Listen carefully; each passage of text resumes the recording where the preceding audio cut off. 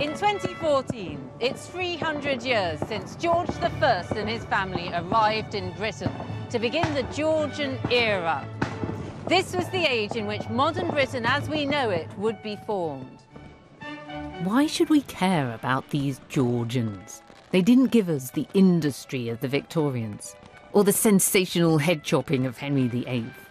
But they did champion the idea of liberty and make Britain a more open society, one in which satire flourished and a new form of expression was invented, the novel. Bizarrely, this Georgian age that seems so quintessentially British actually has a story beginning here, in Hanover, in northern Germany. As outsiders, the first German Georges were able to be modernisers. It was on their watch that cabinet government first emerged. For this series, I've been given access to the royal collection, as pieces are brought together for an exhibition at the Queen's Gallery, Buckingham Palace, telling the story of the first Georges through artworks they commissioned or owned. We tend to think of the Georgian era in terms of the madness of George III, or the heroines of Jane Austen. But I think the key to it all lies right at the start, in the reigns of the first two Georgian kings. Under George I and George II, Britain became the world's most liberal and cosmopolitan society. We owe so much to these German kings who made Britain.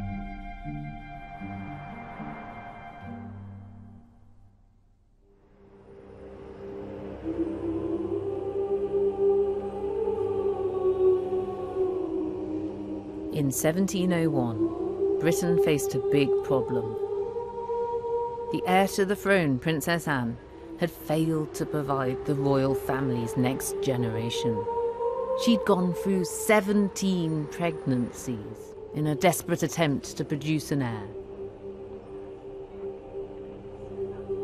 But her last surviving son had just died. Parliament took drastic action. They had the idea of importing a ready-made royal family from overseas.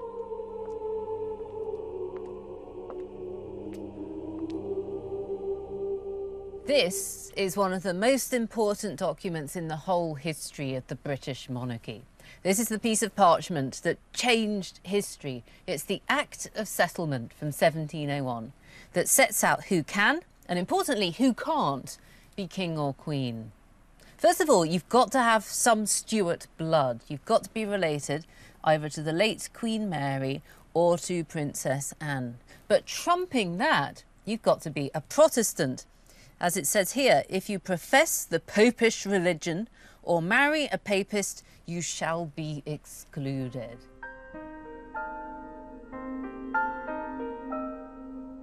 This act came into force as a result of what Protestants called the Glorious Revolution. This was when James II was chucked off the throne for his Roman Catholic sympathies and his belief in the divine right of kings. James II was now in exile in France, but with the British Protestant royal line dying out, Parliament needed to find a new ruler who wasn't Catholic. Who should rule next? So now the Protestant aristocracy of England have to look back up the Stuart family tree in search of a Protestant heir. We go through James II, Charles II, Charles I. We get right back up to James I. And through his daughter Elizabeth, we find here Sophia. Electress Sophia of Hanover is pivotal in the history of the British monarchy. She was the next Protestant in the royal Stuart line. That looks quite simple, but it wasn't. Queen Anne had actually had no less than 50 nearer relatives than Sophia, who were all passed over on the grounds that regrettably, but unacceptably, they were Catholics.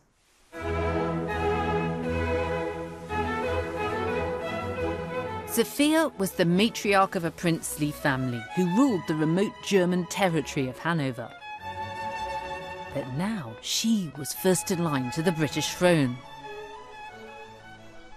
Sophia forms part of a very German tradition of royal women leading the social and the intellectual life of a court. Very unlike the British tradition, where we have the badly educated princesses Mary and Anne, who were dull as ditch water. In her statue, Sophia is holding a book by her personal friend, the philosopher Leibniz. And she and Leibniz exchanged many, many letters discussing questions like the nature of the human soul. As well as Peter the Great of Russia, it was said that Louis XIV himself was in love with her brilliance. Sophia was thrilled about her new status and was desperate to come to London. But Queen Anne didn't want a rival queen, particularly one who was a whole lot cleverer, showing her up in her own kingdom. Sophia just had to sit and wait for Anne to die. So why have you never heard of Queen Sophia I of Great Britain? She would have been very good at the job. She was intelligent and rational. She was tolerant and enlightened. But very unluckily, just 2 months before Queen Anne died, Sophia was out here in the gardens, and it was during a thunderstorm that she drops down dead. It's rather melancholy being here in her boudoir and thinking about Sophia, the greatest queen we never had. Sophia did not die in vain. Her descendants would inherit the British crown. It was her eldest son, Georg Ludwig, who was to become King George I of Great Britain. Unlike his mother, he was uncharismatic, not particularly impressive, and he already had enemies. Without the Act of Settlement, George's distant cousin, the Catholic James Stuart, would have become King James III. He was in exile in France. Although he was only 13 years old, he was already plotting how to get his crown back.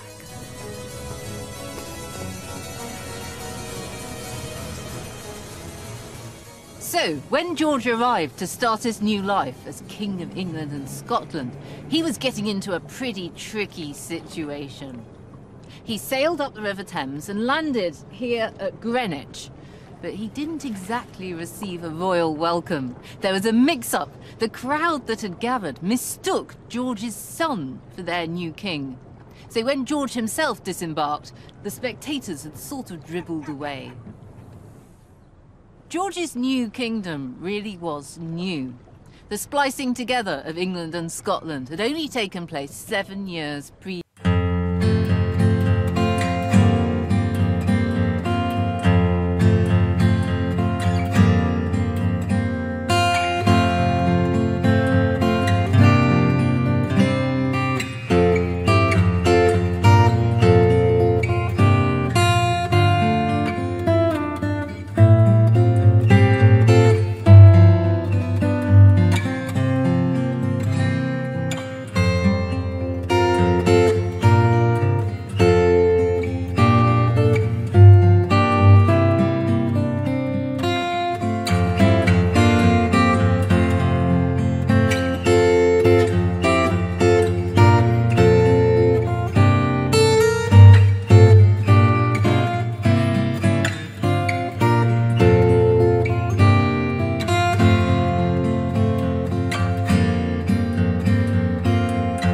Language skills weren't his strongest point. You can't blame him, it was after all his fourth language.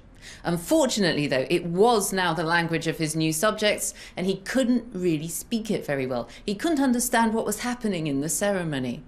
But nevertheless, the establishment were delighted. One spectator said that the sight of the coronation brought tears to her eyes. They felt that everything was safe now, their liberty, their property, and their religion.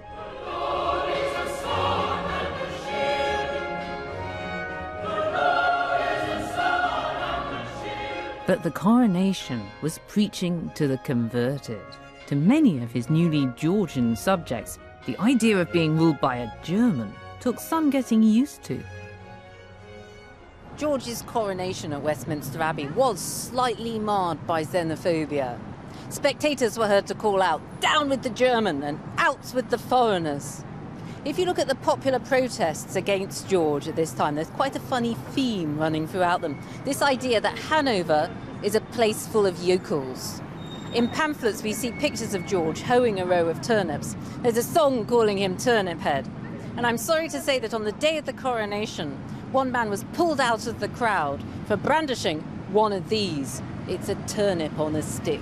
Of all the roots of Hanover, the turnip is the best. 'Tis his salad when 'tis raw, and his sweetmeat when 'tis dressed. Ben a hoeing, he may go, may go, may go, and his turnips he may hoe. The turnip was a foreign vegetable that suggested George's German roots. Indeed, singing the turnip song became a popular way to protest against the new king. The Jacobites, supporters of the would-be King James III, loved it.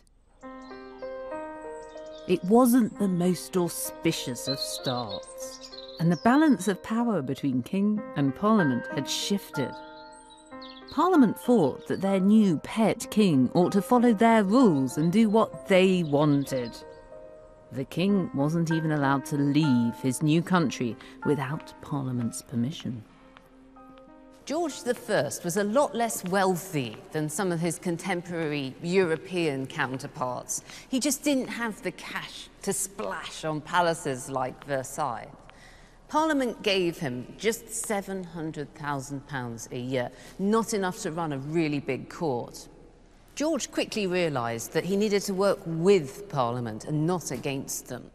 Some of his Stuart predecessors had been constantly head-to-head with Parliament in some very violent and destructive confrontations, insisting upon their divine right to rule. But George was much more conciliatory.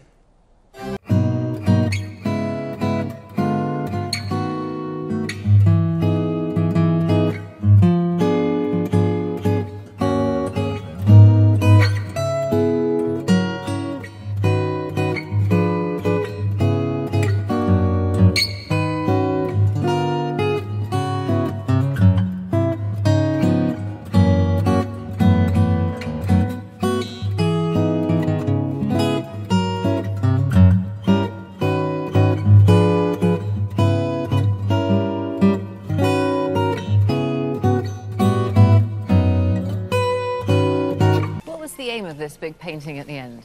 It is to show the arrival of the Hanoverians as the fulfilment of the destiny of the Glorious Revolution. I think that's the idea. So we've got William and Mary up here, and then Queen Anne.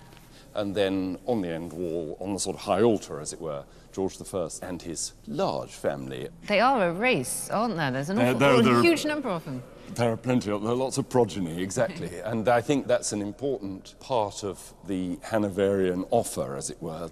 So talk me through who they all are. It starts with Sophia, the sort of matriarch of the dynasty. Absolutely, yeah. There's the Electress Sophia of Hanover. Her son, George I, sits enthroned with his elbow firmly resting on the globe, designs for expansion. Yeah, a bit of expansion going on. And then his eldest son, George II, stands on his left-hand side. And is it an accident that they're facing away from each other? Well, it's certainly suggestive if it is an accident, because they didn't get on. By contrast, the poor old Queen Anne sitting up all lonely and solitary splendour in the sky, no children at all. The artist has absolutely exploited that to give a sense almost of homely reassurance to this new dynasty, particularly in the way that the grandchildren are presented playing around on the very steps as allegories of art and culture, yes, but also I think as the idea that a sort of uncomplicated domestic life. This is something which the new dynasty is bringing. What are the differences between the Stuarts and the Hanoverians in the way they're depicted then? Well, it may be just an accident of what space was available, but it seems as if the Hanoverians are bringing us right down to earth. With a bump almost. With a bump, exactly. Here they are, face to face, shake hands. The illusion, instead of the idea that the vault is open to the sky and you just sort of look up and wonder, the illusion is that there is a series of steps leading up from the high table to the throne upon which George I sits, so one can just walk up and meet him. And in fact, the artist himself, James Thornhill, is showing himself standing on that step, almost like a footman, pointing to the king, saying, go and talk to him, he's fine. So it's not really a revolution, this, it's more of an evolution. I think that's what they would like us to think. This was a Georgian manifesto. The king wanted people to know that he was offering a very different proposition to those tyrannical, absolutist, pig-headed old Stuarts. George I set up home at Kensington Palace, and here on the stairs are portraits that he had painted of members of his household.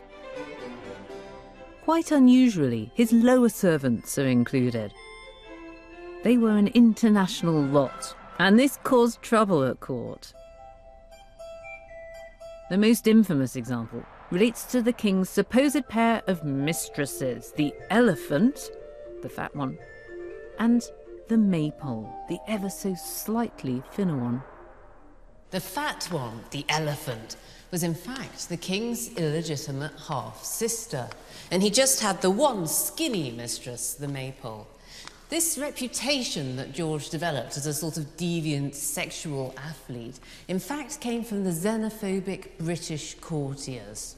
The naughty Lord Chesterfield, for example, put it about that the king rejected no woman if she were very willing, very fat, and had great breasts, with the consequence that candidates for the position of royal mistress strained and swelled to put on weight. Some succeeded, and others burst. All of the foreigners close to the king came in for this sort of scurrilous sexual slander, including the king's two Turkish valets, seen here. This is Mustafa with the white beard, and Muhammad in the blue cloak.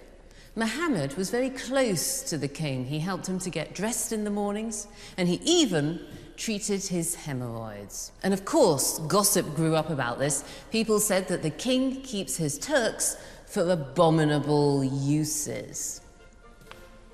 But these same aristocrats who criticised George behind his back were probably as keen as anybody to curry favour with the new regime. This even extended to copying George's taste. The new dynasty were early adopters of a brand new architectural style. It was the complete opposite to the fancy French showiness loved by the Stuarts. We can see the prototype round the back of Hampton Court Palace. This looks like a little country house, but it isn't. It's a new kitchen added to Hampton Court by George I for his German cooks. They made his German sausages in there. This is the first building in Britain in the Neo-Palladian style. It's very stark and simple and symmetrical, not much external decoration. And the secret of its success lies in the harmony of the proportions, the relationship between the horizontal and the vertical. This style would catch on, and all over Georgian Britain you'd find country houses sprouting up that look just like this. This was a new, orderly and rational way of seeing the world. And you just need to look at cities like Bath and Edinburgh to see that it would catch on. The inspiration was the 16th century architect Andrea Palladio, who'd recreated the works of the ancient Romans.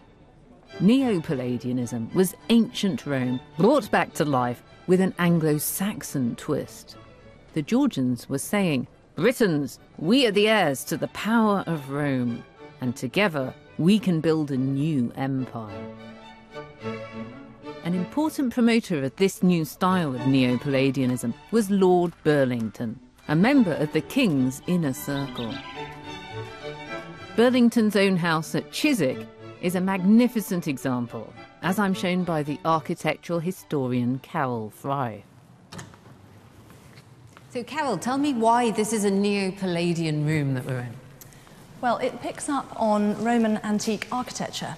So everything about this room is referenced to an antique source. For example, the coffered ceiling is a direct replica of the Basilica of Maxentius in Rome. And we've got these very ornate pediments, and yet the room remains very cold and and Spartan and very sparse, which was a trait of Neo-Palladian architecture. Burlington was a tastemaker and a trendsetter. Chiswick was a Neo-Palladian masterpiece. But there was something else going on under the Georgian veneer. There is some very questionable imagery in this building, treasonous imagery, which doesn't need to be here. Treasonous imagery is hidden within this building, you're Yes, saying? not hidden very well. It's there to be seen if you have eyes to see it. The painting up there of Charles I and his family, and he was a very great Stuart king, and that's hanging over that doorway directly in front of the door. So as soon as visitors would come in, they would see the old Stuart king hanging there. Not very Hanoverian. These are the guys who are out of power. They've been exiled. Absolutely. And what's going on with the star that we're standing on? Well, that's important because this is the Order of the Garter, which was an honour given out by kings. And the fact that this is placed underneath this painting of the Stuart king, it is possible that Lord Burlington was alluding to the fact that actually he had been given the Order of the Garter by the exiled king, the would-be James III. Lord Burlington, he's right at the heart of the Hanoverian establishment. His wife works for Caroline, the princess. Isn't this all just a mad conspiracy theory?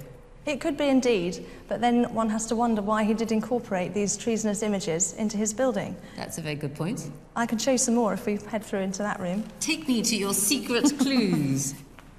As you can see up there, it's the second Earl of Burlington, so the Earl's father, and he's sitting with two of his close cronies, and they're obviously having a toast. They've each got a glass of wine.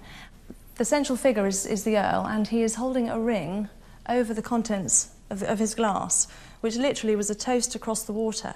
So he was toasting kings across the water, which was none other than the exiled James III, as he would have been. Who's living in France, across the channel? Precisely. So that is a piece of Jacobite propaganda, there's no doubt about it. Now, if what you're saying is right, and that people right at the heart of the Hanoverian establishment living in Neo-Palladian buildings could in fact be secretly expressing treason through their architecture, what does that say about the stability of the Georgian monarchy? Well, it wasn't very stable. There was a lot of support for the Jacobites. Nobody knew which way it was going to go. In living memory, we had kings that had been ousted from the throne and new ones brought in, and we also had kings that had been returned from exile, like Charles II in 1660. So it was an uncertain time. There was almost a civil war going on under the surface, and no one knew who to support.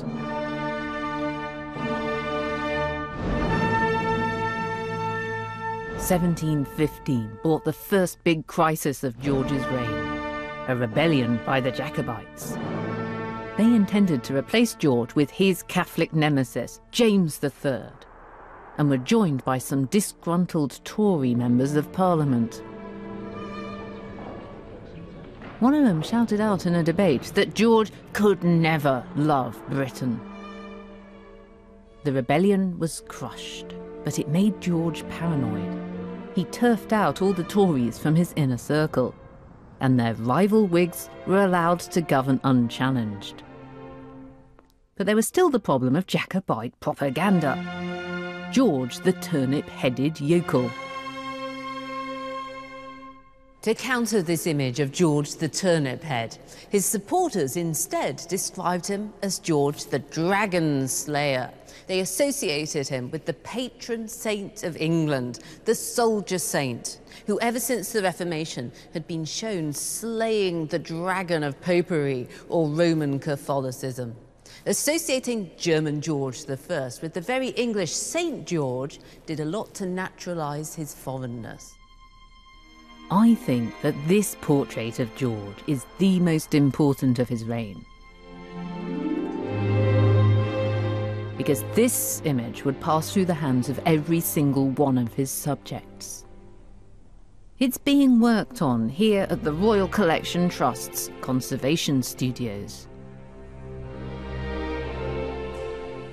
This portrait of George I was painted just 7 months into his new reign. He's projecting quite a serious and sober image here. The main colour is grey.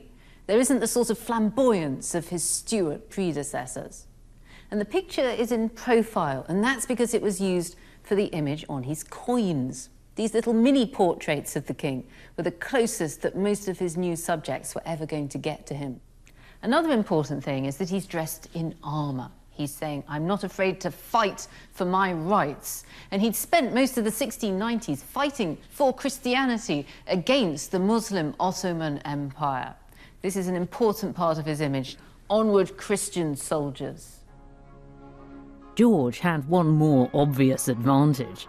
He was a man. Daniel Defoe was one of many writers who rejoiced that Queen Anne was gone. There was no longer a useless woman on the throne, he wrote, but a warrior king able to wield the sword. And George also benefited from the fact that people didn't know that much about him. Some people could say that George was a turnip head, and others could say that he was a dragon slayer, because he seemed to have a curious absence of personality. He was quite shy and retiring. He was difficult to get to know. But his sobriety and his frugality, he was very careful with his money, had a certain appeal, though, to a nation of shopkeepers. Britain was fast becoming the most commercially successful country in Europe. Daniel Defoe picked up on this when he wrote his book, A Tour Through the Whole Island of Great Britain. It's a rough guide to Britain, from Leith to London. Just one of the many markets Defoe describes is London's Leadenhall, which has infinite provisions of all sorts, be it flesh, fish or fowl. Professor John Mullen believes that Defoe captures a period of the most rapid economic growth that Britain had ever seen. What's the point of this survey of the markets and the tour around the whole country? Well, because I think that he's trying to get a picture of the island and its history, but also of its activity, of the island now. And he's interested in Britain as a whole, isn't he? Yeah. This is important. Absolutely. I mean, England and Scotland are unified in 1707, and Defoe is a great fan of this project, and he thinks that the ability of people in different parts of Britain, notably Scotland and Wales, to come together in one sort of commercially unified whole is a sign that the British are sort of modern and enlightened in a way that those continentals aren't at all. And do you think that he was a supporter of the people at the top, the Hanoverian monarchs themselves, George I, George II? What did he think of them? I think he thought the Hanoverian monarchs were absolutely necessary, because they were there to stop us having a Catholic king who would be a tyrant and who would tell everybody what to do and would return us to a kind of court-centred and kind of, yes, tyrannical state. Yeah. So they were important, but to fend things off rather than to do things, actually. They were a safeguard. So in this very bustling, commercially successful Britain, where's the place for religion? What does he think about that? He says there is no Protestant and Catholic in a good bargain. In other words, he thinks that in a proper commercial nation, religious toleration is much more likely. People won't worry about their differences because the things that bind them together, the business of making money, is much more important. Those are important words then. There is no Protestant or Catholic in a good bargain. Yes.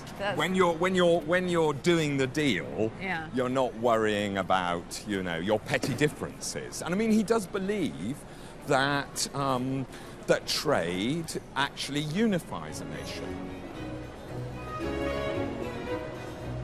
This was a brave new economic world where religious bigotry gave way to profit. George I was tolerant in religious matters and saw economic progress as a solution to society's divisions. Britons didn't yet love their new ruler, but they were pretty pleased with the stability that he was providing. He was beginning to win grudging affection outside the palace gates. But the greater threat came from inside, because he was the head of the most dysfunctional royal family since Henry VIII. Meet Sophia Dorothea. This is the ex-wife of George I. She's a very significant person in the royal family. She is, after all, the mother of the future king, George II. And yet this is the only contemporary portrait of her in the whole of the royal collection. There's a reason for that. She was talked about in whispers at the court of George I because of what she'd done. Back in Germany, before coming over to Britain, George had married his first cousin, Sophia Dorothea of Zella. But it wasn't a love match. It was a marriage of state, a strategic move by the House of Hanover to increase its territory. Sophia and George cared little for one another. But George did care about his dignity and his reputation. Sophia started an adulterous relationship with a Swede, Count Königsmark, who was serving in the Hanoverian army. Unfortunately, they weren't discreet. Their letters got out. Here's a sample from him to her. "What joy, what rapture have I tasted in your arms! Ye gods, what a night I spent!" With this sort of thing circulating through the drawing rooms of Europe, though, George was humiliated. A scandal was about to unfold that would inflame court gossip and spawn conspiracy theories for years to come. It all came to a head here at the family's palace on the River Liner. One night, here at the Liner Palace, we hear that Count Königsmark was creeping along the corridors to Sophia's room when he was set upon by an assassin, and this is the spot in the river where the Swede's dead body is said to have been thrown. The culprits were never apprehended. The whole affair was hushed up, and George never spoke about his estranged wife, her lover, or the murder ever again. Count Königsmark's disappearance was wrapped up in mystery, but we do know exactly what happened next to Sophia. She was put on trial for the crime of adultery. She was divorced by her husband, and his punishment was to lock her up in a remote German castle for the rest of her life. That sounds pretty bad, but there was worse. The couple had a son, another George, the future George II of Great Britain. He was only 11. Sophia was now parted.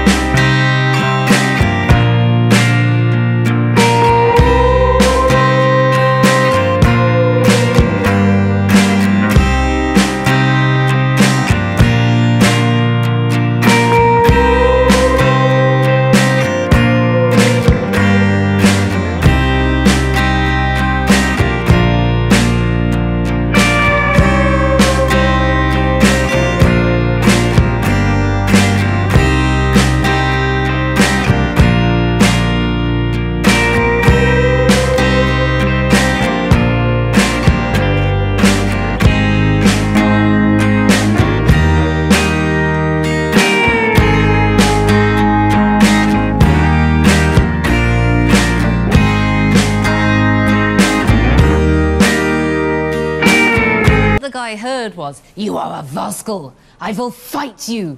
He took it as an invitation to a duel, a dreadful breach of court etiquette. The king got to hear about all of this, and he was furious. He decided to banish his son and his daughter-in-law, the Prince and the Princess of Wales, right out of St. James's Palace. All this was embarrassing for the Prince and Princess, but worse was to come. The king decided to keep behind their children, his grandchildren, as hostages to ensure future good behaviour. The Princess of Wales was in tears as she said goodbye to her 3 little girls and to her newborn baby boy. This little boy soon fell sick, and the Princess of Wales believed that the king gave him the wrong medical treatment. Shortly afterwards, he died. And in the National Archives, there's an account of money paid for a pitiful little square of black velvet, just big enough to cover the coffin of a baby. Now, between father and son, there was all-out war. The courts of Europe could talk about nothing else but the British royal scandal.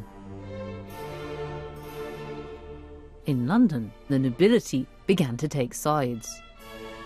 Once the court had split into 2 factions, each developed its own separate social life. At the king's court, people tended to be older and more respectable.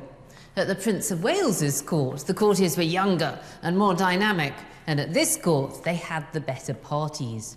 At these parties, people had so much fun that some virgins conceived.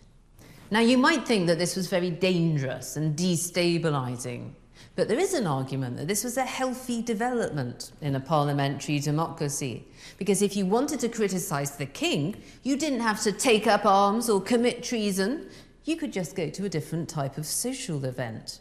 The concept of His Majesty's loyal opposition had been born.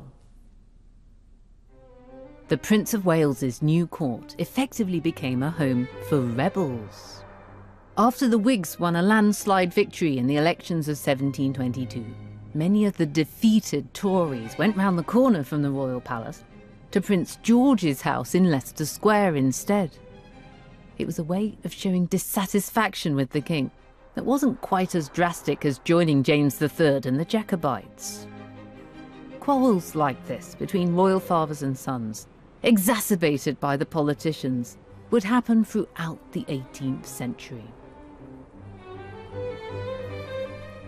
This new vision of Britain, with its opposition and disputes, its freedom of speech, if you like, appealed to one of the greatest thinkers in Europe. He went by the pen name of Voltaire, and his fiery political views had already seen him persecuted by the French government.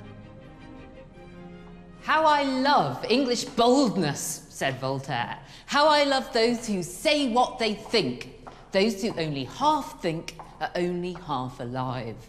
Voltaire knew what he was talking about, because saying what he thought had got him into terrible trouble in France, so much so that he'd been put in prison in the Bastille twice. So in 1726, to seek asylum from all of this, he'd come over to England. What Voltaire found was a culture of tolerance. Indeed, in comparison to France, he labelled Britain as a land of liberty. Professor Nicholas Cronk believes that George I's rather liberal view of kingship allowed writers like Voltaire to thrive. When Voltaire came to England then, things were very different. What differences did he notice? Well, in France, under the Ancien regime, for the most part, writers live through patronage. So you find an aristocrat, maybe the king, who gives you a pension, you dedicate your works to You suck up, basically. You suck up, basically. When Voltaire comes to England, what he finds is a society where the court is much less all-powerful than it is in France. It doesn't quite have the same glitz or the same prestige, but at the same time, there are more centres of power outside the court. There is a political debate between the two houses of Parliament and the king, so that's not like the French system. Voltaire later writes that "I think and I write like an Englishman." This was clearly an important time for him. Voltaire comes to London and finds that there are Catholics and Jews, as well as Anglicans, so there is, of course, greater tolerance than there is in France. The idea that the English were free was something that they were very pleased about. So to some extent, Voltaire's picked this up from the contemporary English press. You find it in The Spectator or The Craftsman or whatever. We'd like to think it's very grand about the big noble ideals of freedom of mankind. I think for him it's also about freedom of the writer. I think he just sees that there is a literary space in England, partly because of these different forms of publication, where he thinks a writer can express himself differently from a writer in France, who is much more tied into how things are at court. What's the best-known work that Voltaire produced during this time in England? Well, the work that he's most famous for now is the book that in French is called the Lettres philosophiques, philosophical letters, but in England was published as the Letters Concerning the English Nation. This is a book where he talks about English liberty, he talks about English religions, he talks about the English toleration of different religions, in a way which actually is quite flattering to the English, and of course the English liked it because they like being praised by a foreigner. So it has a rather extraordinary parallel career. So the Lettres philosophiques was condemned and burnt in the Paris law courts. And Voltaire was forbidden from ever using the title again in any publication. Whereas in England, the Letters on the English Nation is republished in Edinburgh and Dublin and Glasgow.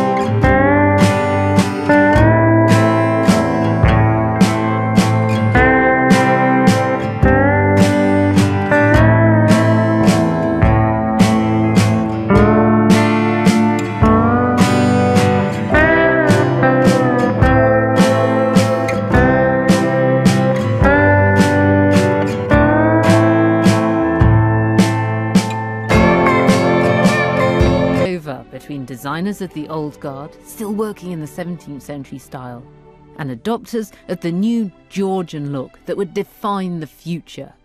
Everybody expected that this plum royal commission would go to Sir James Thornhill, who'd been mopping up all the work of this type. But Thornhill had got a bit complacent, and the king liked a bargain. Thornhill's estimate was £800, an awful lot of money. So the king was persuaded to look at a young, new painter instead, William Kent, fresh back from Rome. He wanted the job. His estimate was half of Thornhill's. William Kent got the commission, and this is what he produced. Kent is playing with perspective, turning this room into a space seemingly twice as tall. He uses paint to emulate architecture. But his more traditional colleagues found it garish and tasteless. It's not surprising that there was a bit of carping and naysaying when this room was first completed, because the British just weren't used to this sort of thing. It's like a completely fake Roman palace interior made out of wood and paint. And William Kent was doing something entirely new here. Kensington Palace would be Kent's breakthrough in Britain. Rufus Bird is deputy surveyor of the Queen's Works of Art and believes that Kent was the first interior designer. He wanted to get involved in every single aspect. He was a complete sort of attention to detail in every corner. So if furniture was going to go into interiors that he designed, he wanted to make sure that it harmonised perfectly. A bit of a control freak. A little bit, perhaps, yeah. And just looking at it, what are the visual clues that this is a Kent design? Well, firstly, you have this very obvious Roman symbolism. The particular elements are the fish scales, which you see on the panels of the legs, and the fish scales are associated with dolphins in the 18th century, and dolphins drew the shell chariot of Venus, and of course there is this large shell in the centre here, and then there's another shell at the top of the back there. Why is William Kent making all of these classical references?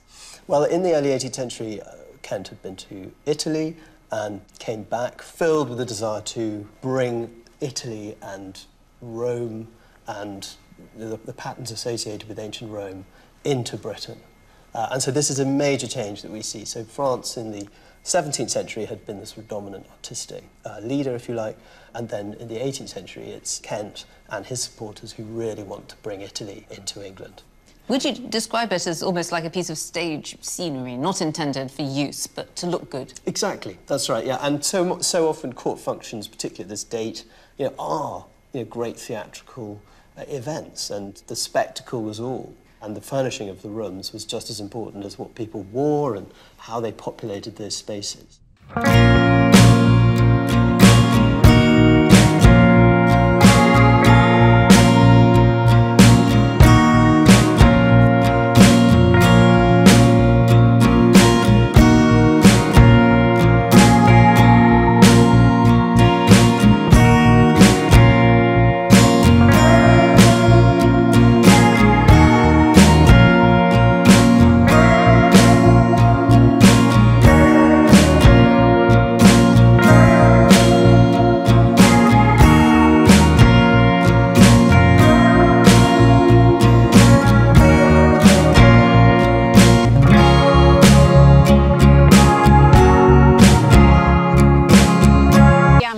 Project of his reign. When this fountain was first switched on, it was the tallest fountain in Europe. It was based on the ideas of Leibniz, and it spurts up 35 metres into the air. It wasn't just a toy. The fountain is actually an analogy for the rise of the House of Hanover. They too spurted up, defying gravity. They went from being a second-rate prince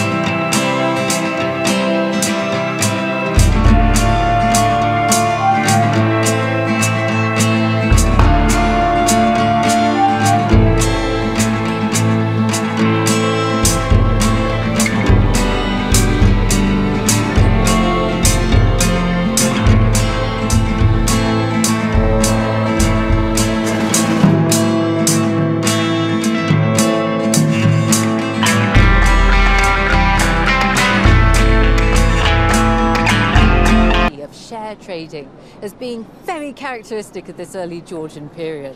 People now realised that you could make money out of servicing the debts of other people. Doesn't that sound familiar? George was about to plunge Britain into financial chaos. The whole affair became known as the South Sea Bubble. Share prices rose so quickly that the company was worth £2.5 trillion in today's money. There were even playing cards produced that charted this frenzy of speculation. Dr. Helen Paul is an economic historian who's investigated the boom and the bust of the South Sea Company. What was the atmosphere like in 1720 then as the prices began to rise? The prices went up far too high to be sustainable, and once you realise that you've got naive investors coming in, other people try to buy the same shares to sell out to them. But you also got a lot of money coming in from Paris, where the stock market had recently crashed, trying to find a safe haven. That pushes up prices. Eventually the bubble has to burst, and when the smart money leaves, everyone else panics. So this man has lost money in the company. He's actually thrown himself from the window here. A ruined South Sea jobber of renown who leaps from a lofty window headlong down. Oh dear, and it's saying, South Sea stock, oh those villains. There was a huge amount of outcry. People were called the South Sea sufferers. There was a lot of debate about whether people who gained money should be forced to hand it back, but people who gained money didn't say very much about it. Is it the beginning of a sort of fear, a tarnishing of the image of stock market? There'd always been the sense that finance was somehow dirty. Land was so important. These people weren't necessarily the landed class. So there'd always been this sense of grubbiness about it. And there was a lot of criticism of financiers per se, many of whom were assumed to be foreigners and Jews, Catholics, and other alleged undesirables. So this card here shows a Jewish broker being forcibly baptised in a horse pond. Drown the Jewish dog. There he goes, into the pond. And this is just one card. There are several that are anti-Semitic. And it says here, all the Jews deserve as much. So blame the Jews for this particular bubble. That's right, but of course Jewish people have been associated with usury or finance for many centuries. This really unpleasant anti-Semitism exposed the holes in Georgian Britain's facade as a land of liberty and tolerance. To make things worse, the corruption of the South Sea scandal went right to the heart of the government. Backhanders were paid to politicians and insider trading was rife.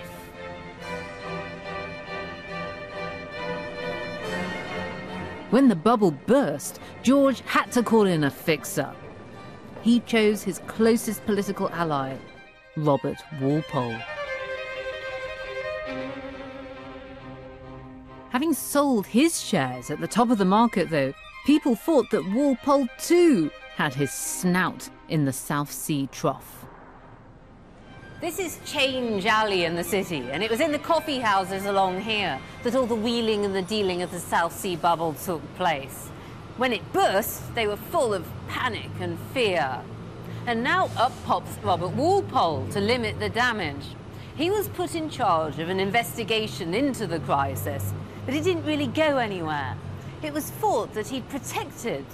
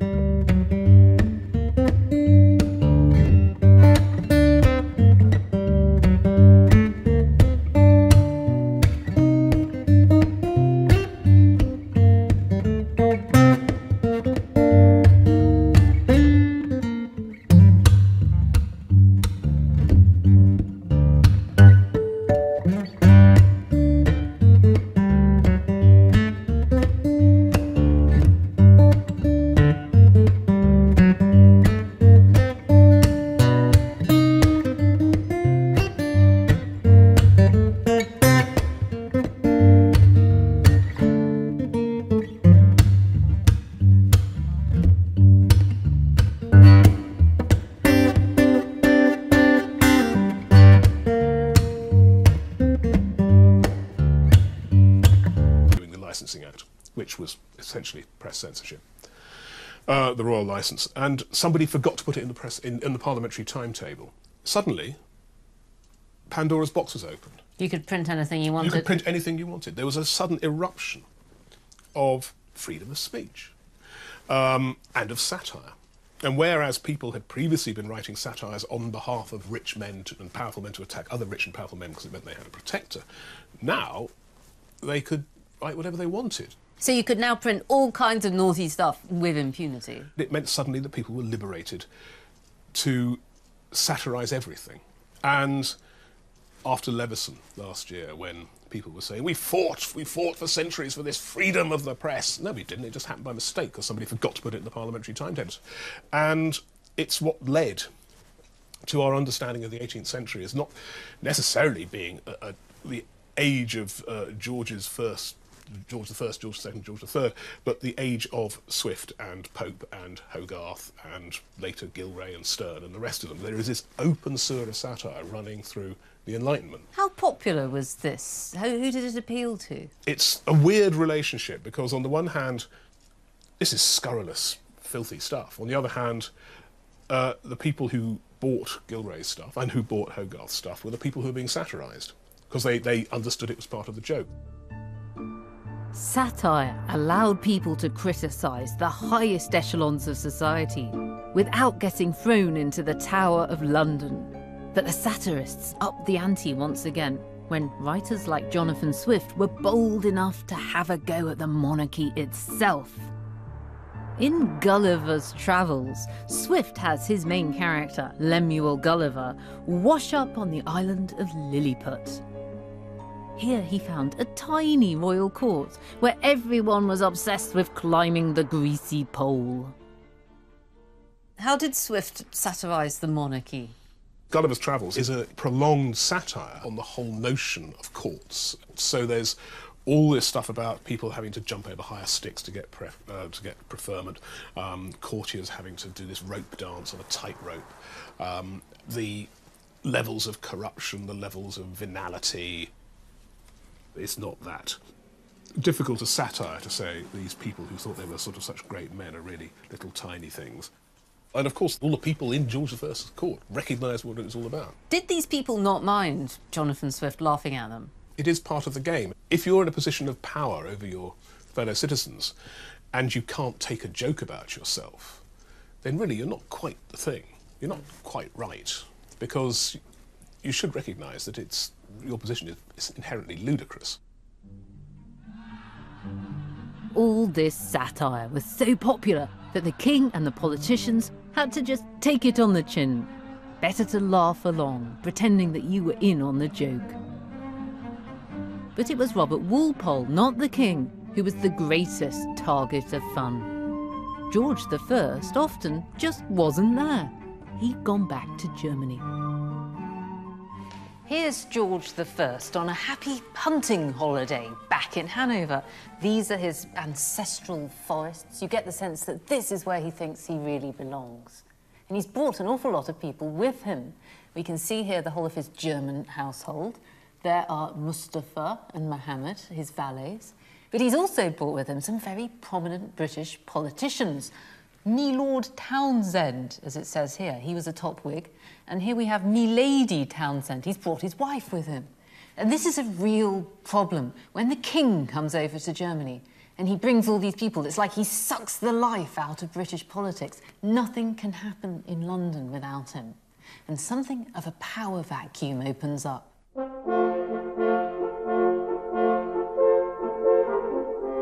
And when the king's away, Walpole will play. Many of George's ministers were strongly opposed to his frequent visits to Hanover, but Walpole saw them as an opportunity. This was the origin of modern government. When the king was away in Germany, his ministers got into the habit of meeting by themselves, without him, making autonomous decisions. These meetings of the government ministers were chaired by, who else? Sir Robert Walpole.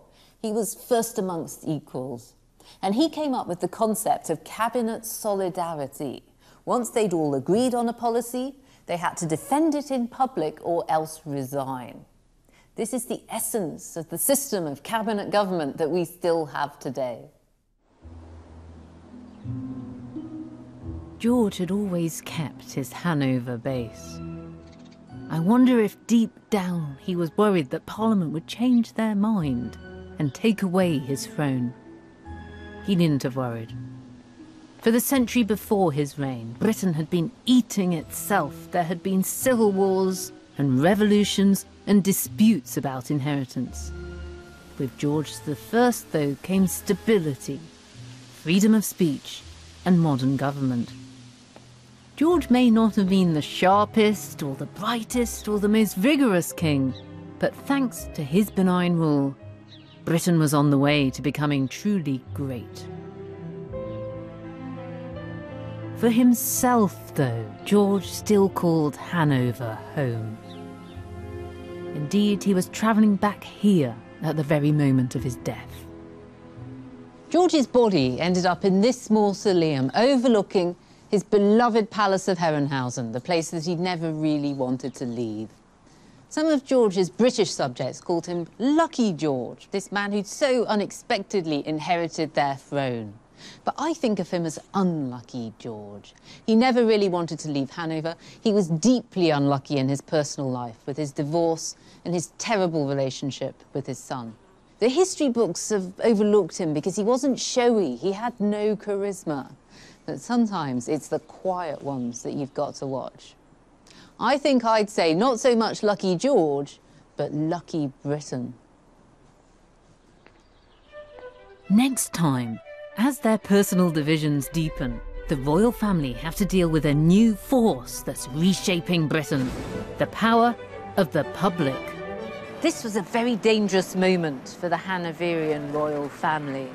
If any one of them were to make a mistake, it could break the monarchy.